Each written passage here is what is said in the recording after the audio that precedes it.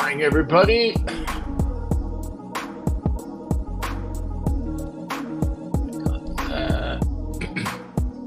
Y'all want an update on the options trade, don't you? If you don't know what I'm talking about, you're going to have to go back to prior episodes. I won't bore everybody with that, but here we are. Also, I discussed the options trade, the importance of understanding modern day politics and its impact on the economy. Well, we're 7 trading days in and we're up 97.44%. Is that current? Oh, nope, 98.47% now. We're just getting so close to that 100. All right.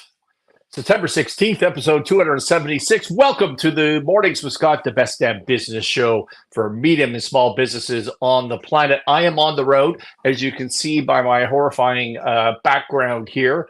Apologies for that, but I'm on the road taking care of elderly parents, more or less on my own, but not really on my own. I'm just the only one here. Lots of love and support from a distance, and it's not good. It's not good. It's hard. It's hard to look after these elderly parents. I've got one in the hospital. I've got one bedridden here at his house, and caregivers everywhere. It's tough. It's tough. So I hope the internet connection is going to work. I'm going to try and keep the show short. And for those of you that have gone through this with elderly parents, God bless you. You're all angels. I know that many of you have sent me your love, and I certainly appreciate that. It's just part of life. I guess we all go through that. And I don't know this week how the audience is going to go with the internet connection, but we'll try to forge on. So module 1 of the Profit to Pathway Academy was scheduled for release September 15th, and in fact was released on September 15th yesterday. So yes, right on time. Module 1 is Embrace Change, Why We All Resist Improvement and What to Do About It. So if you've bought the course, you can download it. And I tried that just as I was logging on here. The download worked great. You get a video course that's really long. You're going to get about an hour and 40 minutes of good content there in the first video. But also, I think it's a 21-page PDF download. It's like writing a book. This was a lot of work putting this course together. So I'm excited about that. Now, why? Sorry, I'm just going to make sure we got our Instagram working here properly. We do. Why did I pick this Embrace Change, Resistance to Change as the number 1 module? There's 8 modules in this course. The next one's cash flow. Why did I not do cash flow first? Because this is the very one thing that right off the top you see with every business that is not performing, particularly those that are looking for money, which I help businesses that are struggling to find capital in other ways. I help them find money. And often you just see a management team that is resistant to change. And I do a top 10 list. We'll cover it someday of, top 10, the things that you need to do, a checklist to raise money for a troubled business. And number 1 is you need to change something. What you were doing in the past isn't working. And you need to answer for the lender, why now?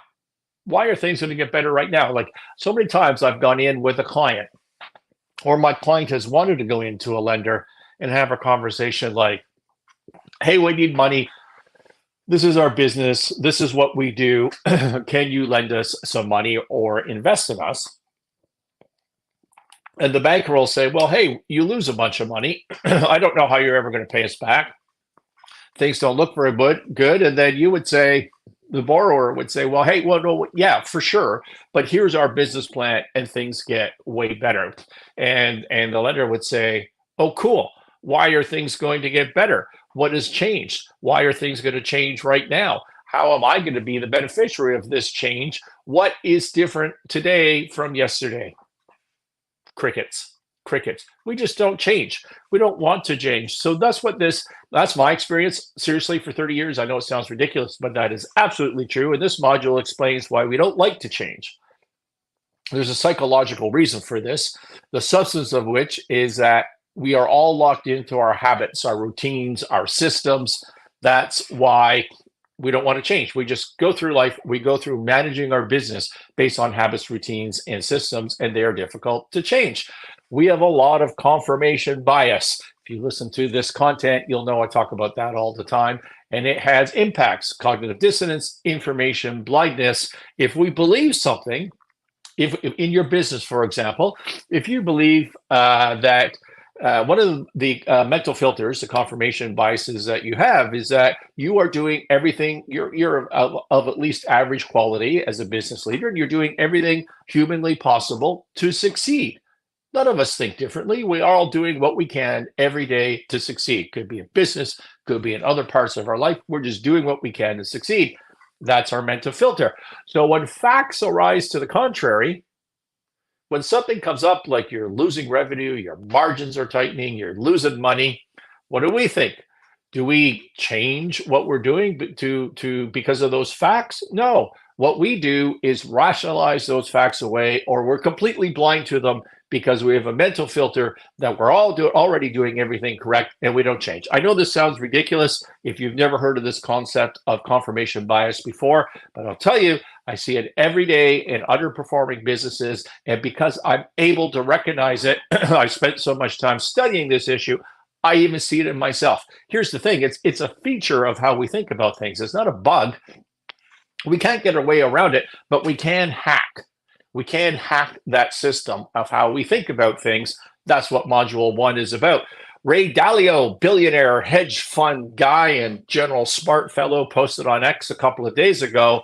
He posted, "While I had always assumed that logical conversation is the best way for people to get at what is true, armed with this new knowledge about the brain, I came to understand that there are large parts of our brains that don't do what is logical." Exactly. Same thing. This is the confirmation bias. Our brains don't do what is logical. And then he puts up a meme that says, "Understand the great brain battles and how to control them to get what you want." All right.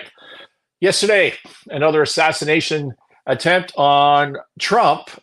This is assassination attempt number 2, according to the Secret Service. Some other people have suggested it's assassination attempt number 5.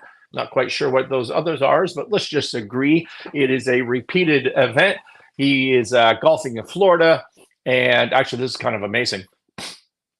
I'm not sure what's holy. Actually, I do. I think he was on 3 or 4 or 5, somewhere in that range. And the Secret Service have a small perimeter, clearly not as wide as it should be. And the advanced team is like 2 holes ahead, and the guy literally, the Secret Service fellow, maybe it was a woman, they didn't actually report who, but actually sees the tip of the muzzle coming out of bushes. And the shooter was just a long par 3 away from former President Trump. I think it was 300 yards, they were saying, maybe on the short side. So amazing. Anyways, they got the guy. Thank God for that. And on the one hand, great work, amazing work by the Secret Service. And on the other hand, maybe not so much for allowing this fellow to get there to begin with. Hey, Sco Dog on Instagram, thanks for joining us. If you are on the other applications here, Facebook, LinkedIn, YouTube, X, I can't see who you are specifically, but I should be able to see your comments if you want to say hello. So this shooter, this assassination wannabe, is reportedly a heavy Democratic supporter, obviously, and is posting on social media that Trump is a true threat to democracy. Democracy is on the ballot, which, of course, is the tagline of the Harris campaign. Remember, I use politics here to draw lessons for our business. This is not a political show, and I'm not taking a position. I don't really care who you vote for. I'm not trying to pitch you. I'm not even trying to say who I would favor. I'm just saying, hey, let's see if we can learn some lessons from this stuff, okay? So that's the tagline of the Harris campaign, and Biden before her. Democracy is on the ballot. That's what this shooter was posting on his social media before he goes to try to take out Trump yet again. One strong confirmation mental filter that we see, so we're talking about mental filters today, one that we see in in politics is that, particularly on the left, is that, hey, I'm the good guy. I'm on the left, I'm the good guy. Those people on the right those are the bad guys. There's an example of a mental filter. So if you're faced with evidence to the contrary, like your language is being used by an assassin to take out somebody on the right side, does that cause you to second guess what you're saying, what your rhetoric is, how you think about the other side? Do you second guess that? Or do you rationalize that away in some way, or even become blind to the facts that are facing you? Well, that's what confirmation bias does, and that's what mental filters do. And we can use them to predict behaviors in business, but also in politics. Politics is great because it's such an extreme example of this that we can all relate to. And so, one mental filters that we can use to predict is that on the left we're the good guys, on the right they're the bad guys, and therefore if someone from our team tries to take out the leader of their team, it must be his own fault. It must be what Trump does every day. That is a prediction that you can make from that mental filter, because it's not the filter that's going to change. It's the rationalization of the facts that are going to change. And sure enough, on MSNBC this morning, as I was coming here to care for my parent, they're blaming Trump. It's all Trump's fault because Orange Man bad. That was how they're viewing this morning. They're not saying, hey, maybe we should tone it down a little bit, and then actually toning it down as opposed to the lip service. By the way, it's no statement at all from the Biden administration, Biden-Harris administration. I think Kamala put out a little tweet yesterday, a post on X, said, oh, I'm glad he's safe. But that was it. Nothing about, it's their Secret Service that is doing this, and it's their rhetoric, their campaign slogan that the guy is quoting. I'm not saying that's the only reason, and I'm not saying he's not mentally ill, because clearly he is, but there's also a problem here. Speaking of the Harris campaign and mental filters, did you see her interview? She did. Hi, Organic Chef Heather. Thanks for joining again. She did her interview, a second interview, and I'm not even counting the first one with Dana Bash, because that was clearly scripted and edited. But this, I think, was live with her first live interview with a local station in Philadelphia, I believe, that was sometime after the debate. So it was in the last few days, and it's all over social media, and people are just mind blowing. Now, again, I'm not trying to pick on her for not doing live media and for the things she said during this interview, but you should go watch it. But I am trying to talk about mental filters, how they apply in politics and how they apply in your business. We'll kind of wrap that up towards the end. But this mental filter, if you watch her and if you like her and if you think she's the good guy and you think Trump is the bad guy, well, you're going to watch this interview and you're going to say, well, I mean, that was a little weird. But she seems like a decent person. There's joy in the campaign, as she says. And, she's not hard-edged like her opponent may be. I mean, you can see that. But that's your mental filter. And it hides the logic, as Ray Dalio says in his quote, it hides the logic from what she was saying. And to prove that to you, I am going to read to you the script of what she said on the first part of her question, because if we extract her words and her logic from her presentation, I don't think you're going to have the same feeling about it. If you get her out of your head and just pretend it's me with my voice answering the question, you tell me what you think. Now, the question asked of her on live TV was, hey, you said you're going to improve the economy and you're going to bring prices down for regular folks. So can you provide us some detail? What sort of detail can you provide us with on your plan to bring down prices? Well, here was her answer. Well, I'll start with this. I grew up as a middle-class kid. My mother raised my sister and me. She worked very hard. She was able to finally save up enough money to buy our first house. And when I was a teenager, I grew up in a community of hardworking people, construction workers and nurses and teachers. And I try to explain, by the way, she grew up in Westmount in Montreal, the richest, that's where she went to high school, about 4 miles from Justin Trudeau, by the way, one of the richest areas in Canada. So I'm not sure that I'm buying that. Construction workers, nurses, and teachers, and I try to explain to some people who may not have had the same experience. If a lot of people relate to this, I grew up in a neighborhood of folks who were very proud of their lawn. I was raised to believe and to know that all people deserve dignity and that we as Americans have a beautiful character. We have ambitions and aspirations and dreams, but not everyone necessarily has access to these resources that can help them fuel those dreams and ambitions. So when I talk about building an opportunity economy, it is very much with the mind of investing in the ambitions and aspirations and the incredible work ethic of the American people and creating opportunity for people, for example, to start a small business. My mother, worked long hours, and our neighbor helped raise us. We used to call her, I still call her our second mother. She was a small business owner. I love our small business owners. I learned who they are from my childhood, and she was a community leader. She hired locally. She mentored our small businesses, are so much a part of the fabric of our communities, not to mention, really, I think that the backbone of America's economy. So my opportunity economy plan includes giving startups a $50,000 tax deduction to start their small business. It used to be $5,000. Nobody can start a small business with $5,000. Okay, so this is me reading her script. By the way, no one could start a small business with a future tax deduction of any amount whatsoever. Okay, no one looks at the capital expense and says to themselves, it's going to cost me $100,000 to set up this little store to start my small business and buy some inventory. But when I make money in the future, my effective tax rate will be less, such that I could save $50,000 in future income taxes. I'm in. That's not how entrepreneurs think. It's not a useful program at all.